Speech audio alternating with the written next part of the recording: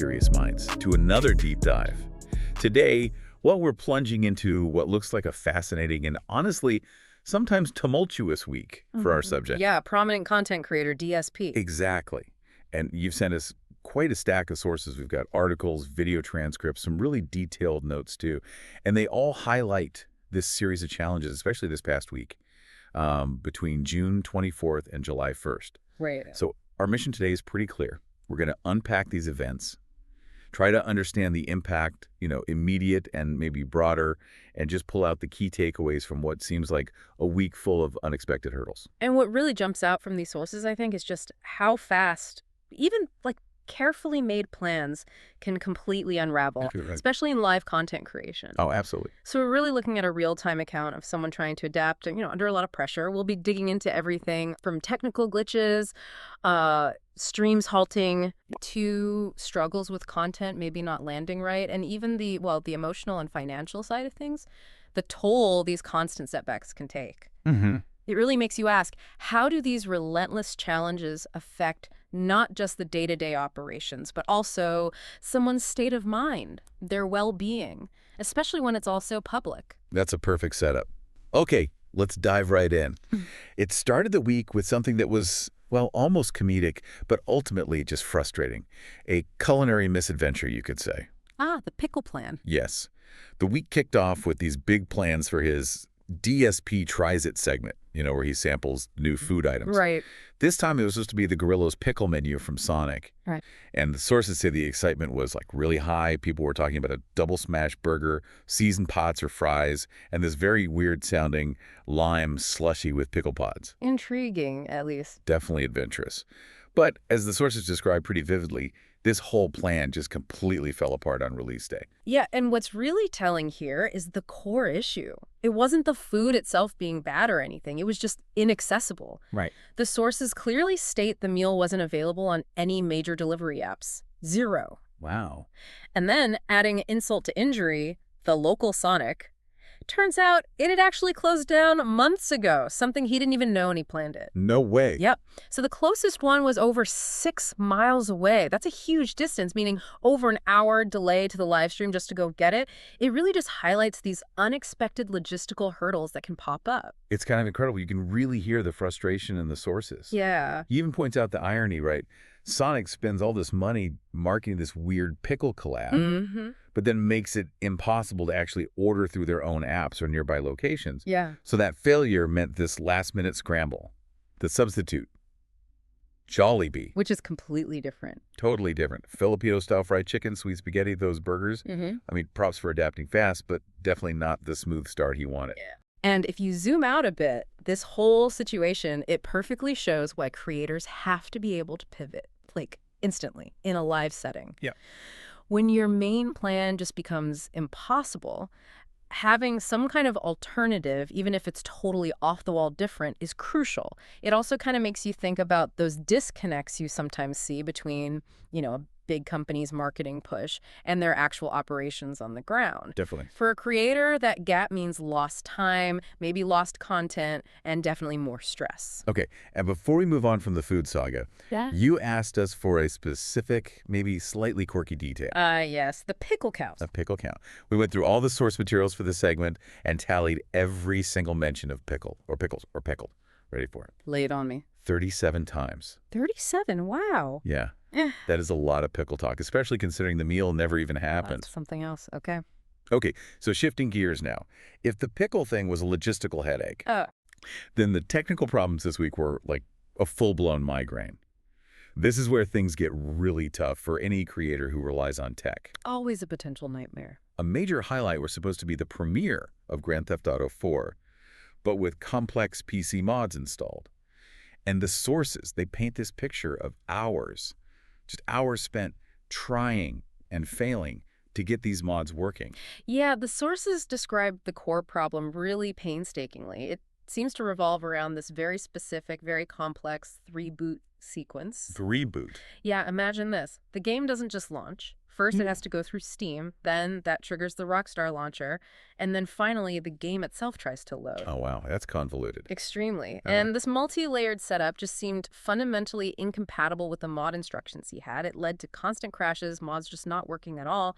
It sounds like he followed the steps meticulously, but nothing. It's not just an extra click. It's like these multiple software layers fighting each other. A digital maze. So, based only on what the sources told us, you asked us to brainstorm a bit.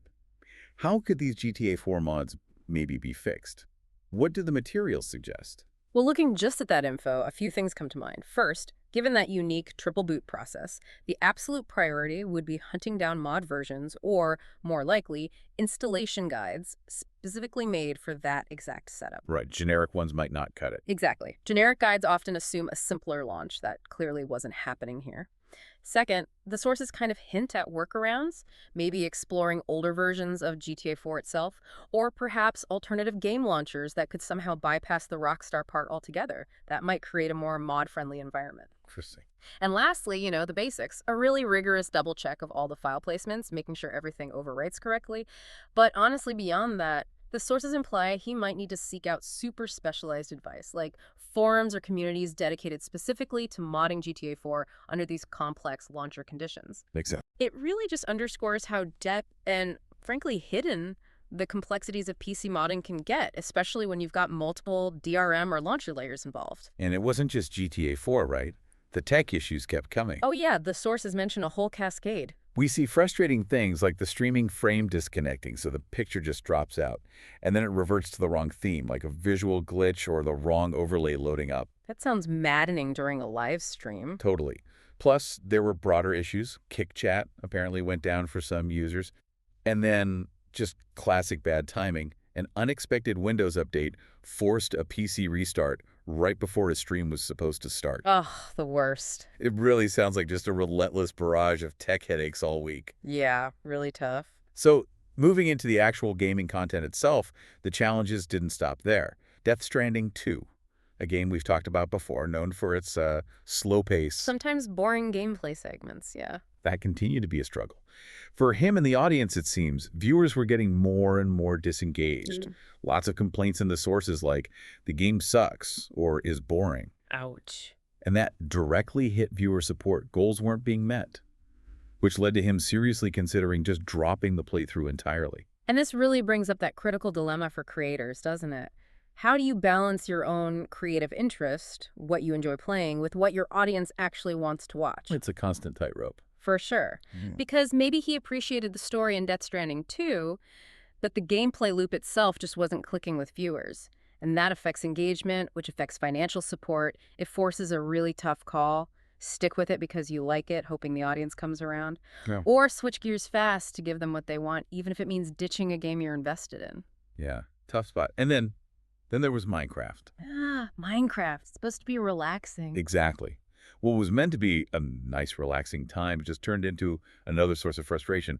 Apparently, the game suddenly got way harder. Oh. Sources mention endless amounts of enemies, mobs spawning super aggressively. But the thing that really stands out, the most sort of emotionally charged incident, was the tragic murder of his virtual pet bird. Oh no, Pork Chop. Pork Chop, yeah. Affectionately named Pork Chop. Taken out by a creeper. For anyone listening who doesn't know, that's like a common exploding enemy in Minecraft. Right.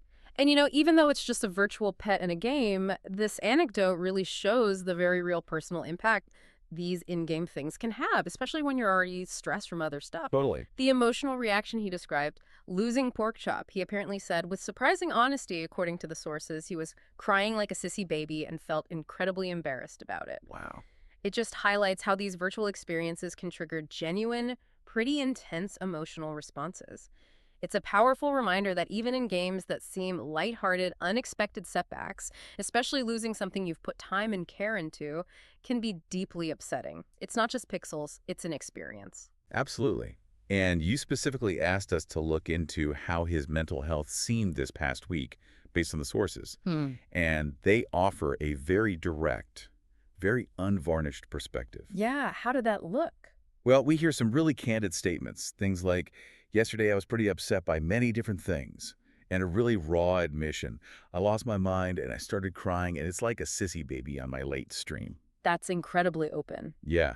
He openly said he felt stressed, man, and that everything's really frustrating for me. The language is blunt, but it really conveys this deep level of emotional strain he was under. And what's really remarkable there, I think, is the stark contrast you see within those disclosures. How so? Well, while he's acknowledging this huge frustration, even these visible emotional breakdowns, there's also this clear, almost immediate attempt the very next day to feel better, to be rejuvenated. Right, trying to bounce back. Exactly. This sort of oscillation between extreme upset and this really strong determination to just keep going, it reflects that taxing, sometimes brutal environment of live content creation.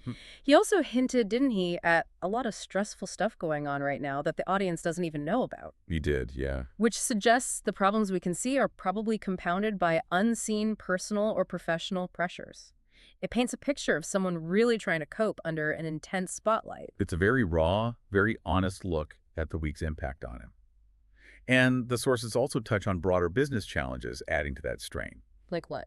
Well, a significant drop in support on the Kick platform was reported, down by about 250 subs, apparently reaching what he described as a lowest point since he started streaming there. Oof, that hurts. Yeah. And beyond just sub numbers, there are these ongoing complaints about content theft. People live rebroadcasting his streams, these detractors, which hits his views and revenue. Specifically, Death Stranding 2 videos were getting claimed because of licensed music in the game, causing monetization problems. So financial pressure on top of everything else. Exactly. Just another layer to an already incredibly difficult week. Okay, so if we try to connect all these threads, pull it all together, this deep dive really gives us a candid, almost unsparing look at just how relentless live content creation can be. Yeah, relentless is a good word for it. It's a world where even your best-laid plans can just crumble. External factors, logistical nightmares like the pickle thing, technical gremlins with GTA and the stream itself, audience disengagement. It just highlights that constant pressure. You have to adapt instantly, troubleshoot under fire, and maybe most importantly, somehow manage your own personal well-being through this barrage of challenges. It's high stakes, high pressure. Resilience isn't just nice to have. It's basically required. What a week, seriously. From a, disappointing pickle hunt to that frustrating modding madness and even the virtual pet tragedy, the sheer necessity to just keep grinding, as he often puts it, even when facing so many unrelated setbacks one after another. It's really something to think about. It really is. And that actually brings us to a final thought, maybe a question for you, the listener, to ponder. Right. In your own life, your own pursuits, whether it's work or personal stuff, when you're faced with one of those weeks, just an overwhelming string of seemingly unrelated frustrations and setbacks piling up, how do you manage? How do you find your own silver lining or just maintain the momentum to keep pushing forward? That's a great question. We hope this deep dive into what was clearly a profoundly challenging week has given you some valuable insight into the unexpected hurdles of the digital world and maybe the resilience it takes to navigate it all. Yeah. Thank you so much for joining us, and we look forward to our next deep dive with you.